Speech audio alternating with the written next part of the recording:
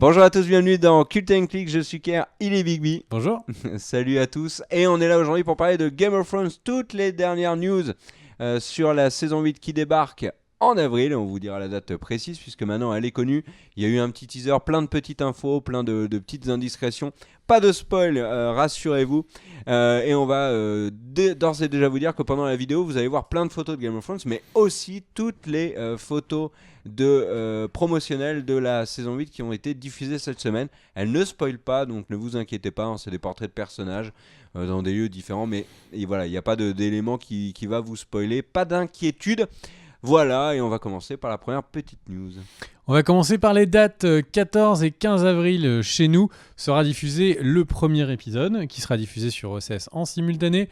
Il y a évidemment des annonces qui ont été faites sur de nombreux sites, mais les dates officielles, c'est 14 et 15. Ouais, et la date ne faisait pas de doute, hein, puisqu'en fait, il y a beaucoup de sites de calendrier qui annonçaient la date du 14 avril depuis longtemps, et notamment le site que tu nous avais conseillé, POC Design, c'est ça, il me semble. Ouais, 4TV POC Design. Et ben en fait, ça faisait un sacré moment que pour eux, ils avaient daté sur leur calendrier retour de Game of Thrones le 14 avril. Avait-il eu des infos que nous n'avions pas C'est un eues. site qui fonctionne par base de données. Ils vont taper dans les bases de données de HBO, etc. Ouais. Et donc il suffit que HBO le diffuse une fois pendant quelques instants et ça le chope. Exactement. Alors au niveau de la durée des épisodes, on en sait plus. Les 2 premiers épisodes vont durer 60 minutes. Les 4 suivants devraient durer à peu près 80 minutes, y compris le final de la série. Donc ce sont des épisodes qui seront plus longs que d'ordinaire, mais on avait déjà cette information. Après, HBO... nous aurons toujours la déception d'avoir un générique de fin de 10 minutes oui. qui font des épisodes trop courts. Peut-être, en tout cas, Richard Plepler, qui est le boss de HBO, a dit les showrunners ont fait 6 films. Alors lui, il s'emballe carrément. La réaction que j'ai eue en les regardant, c'était je suis en train de regarder un film. Donc voilà, ils sont très contents du côté de HBO. Quoi, la personne qui gagne de l'argent si on regarde Game of Thrones a dit que c'était des films incroyables. Ouais. Alors la surprise. tendance actuelle dans la com, c'est vous allez souffrir. Et il y a notamment un des réalisateurs de Game of Thrones qui a parlé. Et qu'a-t-il dit ? Alors, il y a David Nutter qui a dit, à côté des noces pourpres, vous n'avez encore rien vu, il va falloir vous accrocher à votre siège, car ça va être très très spécial. Ouais. Beaucoup de morts, des traumatismes pour les spectateurs. Gwendoline Christie qui nous dit, vous allez avoir besoin d'une thérapie, thème récurrent dans la promo, parce qu'on rappelle que HBO a acheté de très nombreux sites de soins mentaux. Non, pas du tout. Mais Ouais. effectivement, ils veulent nous dire qu'on va en prendre plein la tête. C'est normal, ça doit être très fort parce qu'on doit avoir 6 épisodes aussi forts qu'une saison entière. Donc j'ai envie de dire, ça a intérêt à décaper. Oui, puis à mon avis, il va y avoir beaucoup de personnages qu'on veut pas voir On va mourir, avoir qui vont mourir. 1 mois et demi de PLS complet. Alors petite anecdote, voilà, c'est la news, on s'en fout, mais on le dit quand même, et ça a été repris par tous les sites. Alors je me suis dit pourquoi pas nous aussi en parler, mais à notre manière. Kit Harington s'est marié avec Rose Leslie, vous le savez peut-être. Rose Leslie, c'est qui ? C'est Ygritte dans la série. C'est également l'héroïne de The Good Fight, pardon, décidément excellente série que je ne saurais que trop vous conseiller. Et ben il s'est marié avec sa femme et du coup il partage des choses avec sa femme. Et du coup il lui a raconté la fin de la série. C'est l'inverse de normalement. Normalement, en fait, les choses se passent dans les films comme on a envie que la réalité soit.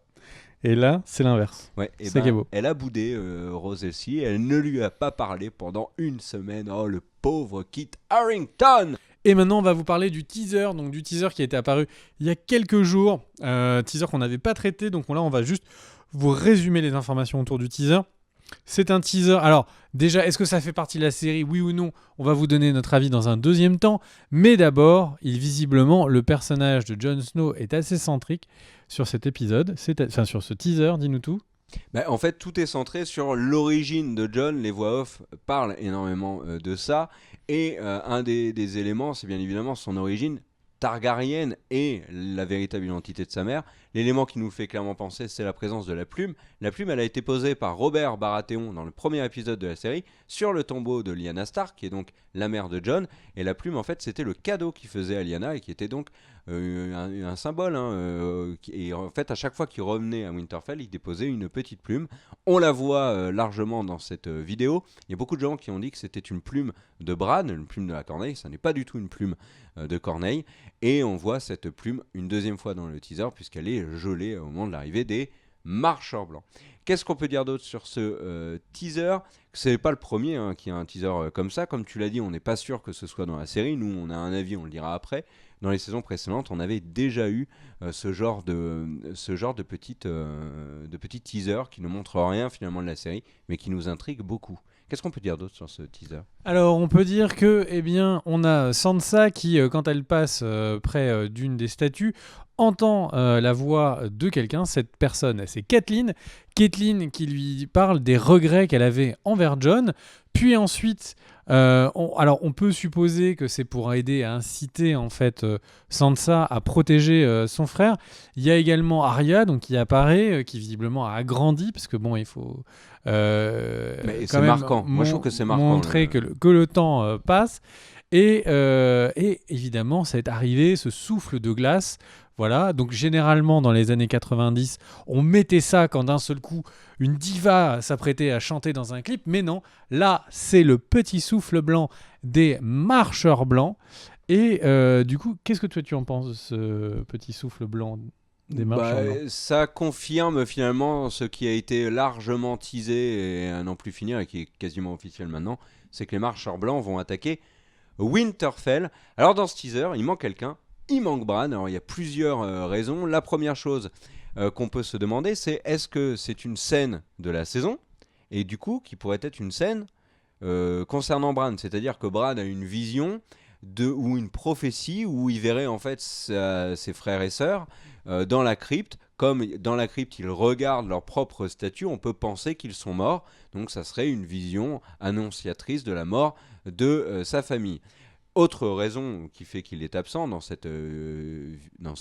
teaser, c'est qu'il est mort.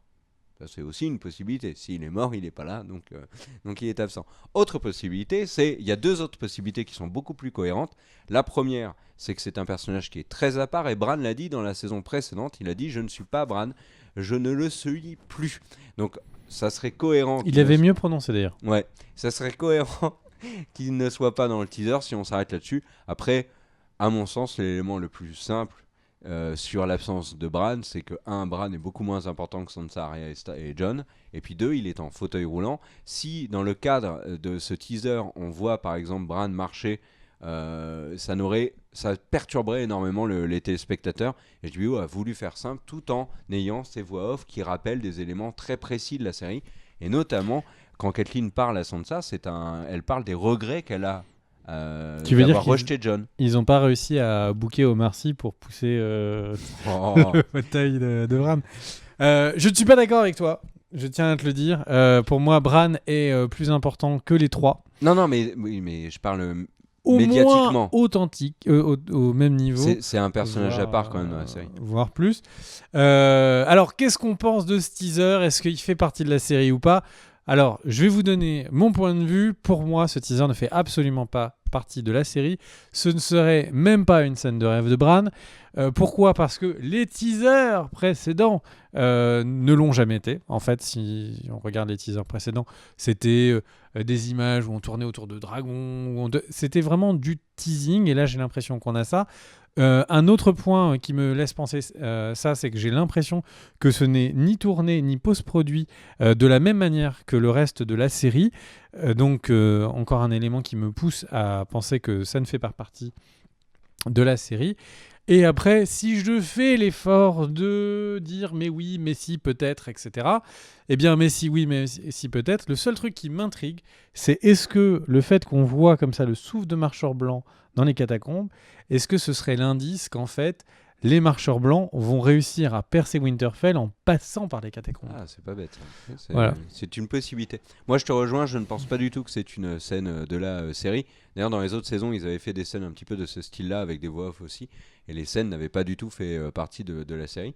Donc, et alors, du coup, ça nous permet de rebondir sur la suite de la promo. Attends, parce que si tu veux encore un deuxième teaser mindfuck, peut-être qu'on avait la vague de froid qui apparaissait de la crypte, pas parce que les marcheurs blancs allaient arriver par la crypte, mais parce qu'au fond de la crypte, il y a... Un dragon de glace. Non, il y a tout simplement la statue du roi de la nuit qui était avant un Stark.